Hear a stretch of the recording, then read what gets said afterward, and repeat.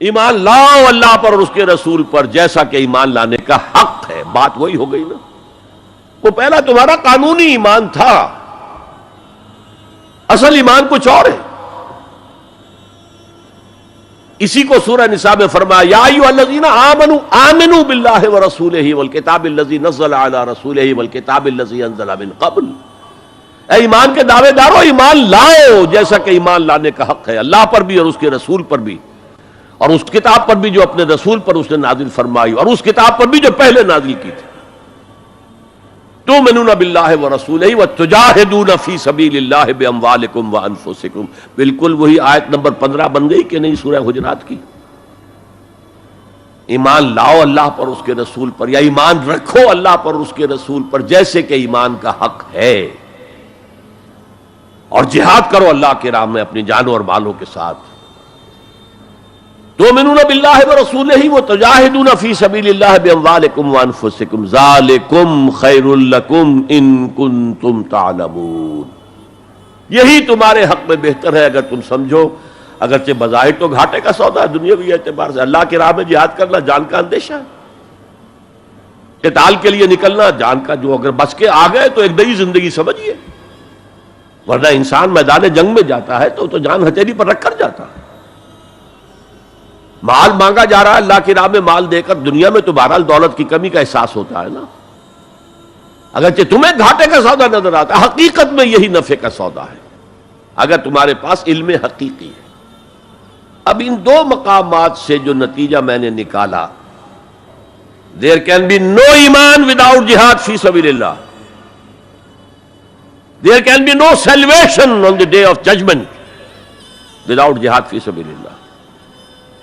کس قدر اہم ہے جہاد فی سبیل اللہ کو اب سمجھنا، اس کے تقاضوں کو جاننا، اس کی شرائط کا فہم حاصل کرنا.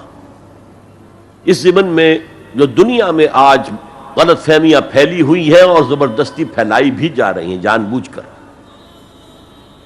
اس کا اصل سبب ہم خود ہیں. ہماری بہت بڑی غلطی ہوئی کہ ہم نے جہاد اور قتال کو ہم مانی قرار دے دیا. یہ بھی جوڑا وہی ہے، عام اور خاص. لیکن جہاد اور قتال یہ ہم مانی نہیں ہیں، سینونیمس نہیں ہیں. اسی لیے میں نے سورہ صفی کی آیت نمبر 4 بھی آپ کو سنائی. اب یہ اس اعتبار سے جہاد اور قتال فی سبیل اللہ پر قرآن مجید کی جامع ترین صورت ہے. کل 14 آیتیں، اس میں جہاد فی سبیل اللہ کا ذکر بھی ہے، یہ آیت نمبر 11 کے اندر، اور آیت نمبر 4 میں قتال فی سبیل اللہ کا حکم بھی ہے. ان اللہ یحب الذین یقاتلون فی صفا صفا کانہم بنیان مرصوص. اللہ کو محبوب تو وہ بندے ہیں اس کے جو اس کی راہ میں جنگ کرتے ہیں صفیں باندھ کر، گویا کہ سیسا پلائی ہوئی دیوار ہے. قتال فی سبیل اللہ، جہاد فی سبیل اللہ، دو اصطلاحات ہیں، ان کا مفہوم بالکل ایک تو نہیں ہو سکتا. ہمارے ہاں ان دونوں کو مترادف قرار دے دیا. اس کے نتائج کیا نکلے؟ قتال ہر وقت تو ہوتا ہی نہیں،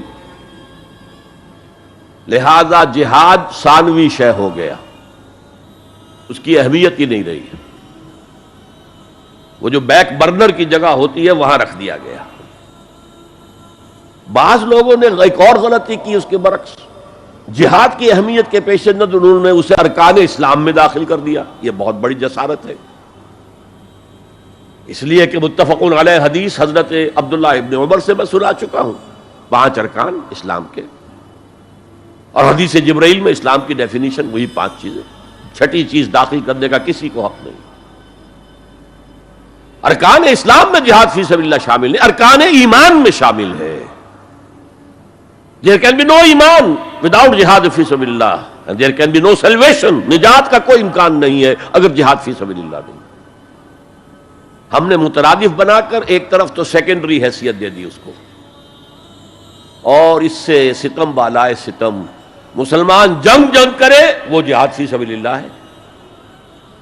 مسلمان بادشاہ ہے, زانی ہے, شرابی ہے, بدماش ہے, عیاش ہے, اور وہ صرف کسی اپنے پڑوسی غیر مسلم ملک پر حملہ کر رہا ہے تاکہ اس کی ریونیوز بڑھ جائیں, اس کی آمدنی بڑھ جائے, اس کی عیاشیوں کا میں اضافہ ہو جائے, وہ اور زیادہ بڑے محل بنائے. تو اس کی جنگ جہاد فی سبیل اللہ ہوگی. ہم نے بدنام کیا جہاد فی سبیل اللہ. اب غیر مسلم تو یہ سب کچھ دیکھتے ہیں. جہاد کسے کہتے ہیں؟ اسی کے اعتبار سے پھر مفہوم ان کے سامنے آتا. یہ مغالطہ ہم نے ڈالا، اس کے نتائج آج ہم بھگت رہے ہیں. اب سمجھیے مثبت طور پر جہاد فی سبیل اللہ ہے کیا، اس کے مراحل کیا ہیں. اب دیکھیے یہ جو جہاد ہے یہ اس کائنات کی سب سے بڑی حقیقت ہے. Every living organism on this planet is continuously in jihad. آپ خود کہتے ہیں struggle for existence. مقابلہ نہیں ہوتا اس میں. کاروبار میں مقابلہ ہو رہا ہے، ملازمتوں میں مقابلہ ہو رہا ہے، مقابلوں کے امتحان ہو رہے ہیں. حیوانات جرثومے چھوٹے چھوٹے سے struggle for existence. اسے جہاد زندگانی کہیں گے آپ. جہاد زندگی. Every living creature, every living organism is engaged in continuous jihad, struggle for existence. اس کو جہاد زندگانی کا لفظ دیا اقبال نے. یقین محکم عمل پہم محبت فاتح عالم، جہاد زندگانی میں ہے یہ مردوں کی شمشیریں. اچھا مسلمان بھی جب یہ کام کرتا ہے جہد للبقاء، اسٹرگل فار ایگزسٹنس، اگر وہ شریعت کے احکام کے مطابق کر رہا ہے تو یہ عبادت ہے. اگر حرام ذریعے استعمال کر رہا ہے، غلط ذریعے استعمال کر رہا ہے، دھوکہ دے رہا ہے، جھوٹی قسمیں کھا رہا ہے تو یہ حرام کے درجے میں چلا گیا. اور اگر آپ اپنی اس جہد بقا کو، جہاد وجود کو، جہاد زندگانی کو اسلام کے اصولوں کے مطابق کر رہے ہیں، یہ عبادت ہے. حضور نے فرمایا القاسم و حبیب اللہ، جو شخص محنت کر کے کماتا ہے وہ اللہ کا ساتھی، اللہ کا دوست ہے، حبیب اللہ. اور سب سے بہترین کھانا بتایا وہ ہے رزق جو اپنے ہاتھ کی کمائی سے ہو، محنت، مشقت. بہرحال یہ جہاد کا ایک آغاز ہے. میں نے کہا تھا یہ یونیورسل فینومینن ہے، یونیورسل. اس کائنات کی سب سے بڑی حقیقت یہی ہے. اس سے اوپر اٹھیے، انسانی سطح پر سب سے بڑا جہاد اپنے حقوق کا حصول، the freedom struggle, the struggle for self determination. کوئی قوم آ کر آپ پر حاکم ہو گئی، اس سے نجات حاصل کرنا. یہ جہاد فی سبیل الحریت. فی سبیل کسے کہتے ہیں؟ For the cause of, in the cause of.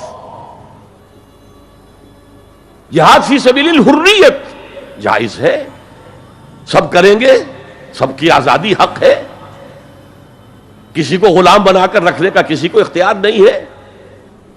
تو struggle for freedom it's a universal phenomenon. اور مسلمان بھی اگر کرے گا اور اللہ کی حدود کے اندر رہ کر کرے گا تو وہ بھی اللہ کے ہاں وہ اجر و ثواب کا مستحق ہوگا، بلکہ اگر جان دے دے گا شہید شمار ہوگا. اس لیے کہ حضور کی ایک حدیث ہے من قتل دون مالہ فہو شہید، جو شخص اپنے مال کی حفاظت میں مارا گیا وہ بھی شہید ہے. اب آپ کہیں جا رہے تھے، آپ کے پاس کچھ مال ہے، جیب میں کچھ ہے، کوئی ڈاکو آ گئے آپ کو گھیر لیے. اب آپ کے پاس دو راستے، ایک تو آپ کہے لو بھائی جو کچھ ہے یہ حاضر ہے، لے لو، میری جان بخشی کرو، اور ایک یہ کہ آپ ڈٹ جائیں. اس ڈٹ جانے میں اگر جان چلی گئی تو آپ شہید ہیں. من قتل دون مالہ، تو مال سے تو 1000 گنا بڑی شے ہے حریت، فی سبیل الحریہ. لیکن ہم نے کیا غلطی کی؟ فریڈم اسٹرگل کو بھی جہاد فی سبیل اللہ کہہ دیا.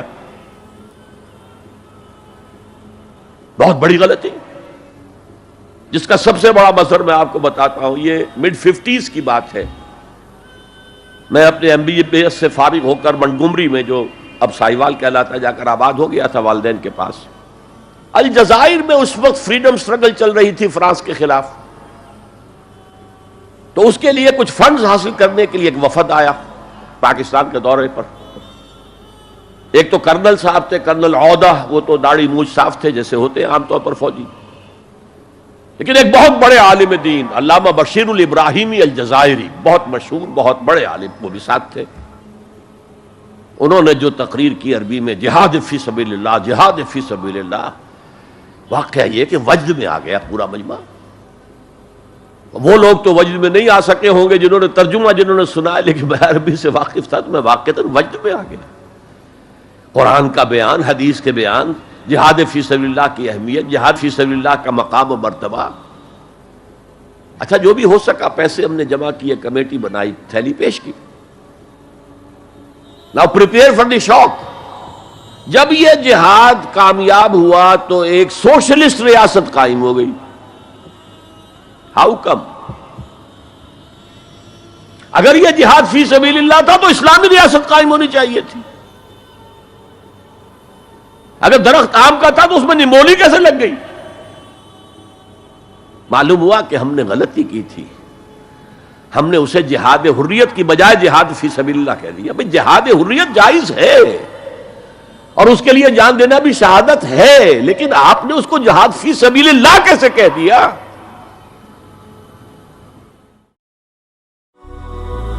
هي الحلقات تحفظني بآيات من القرآن، هي الحلقات تملأني بحب المصطفى العدنان۔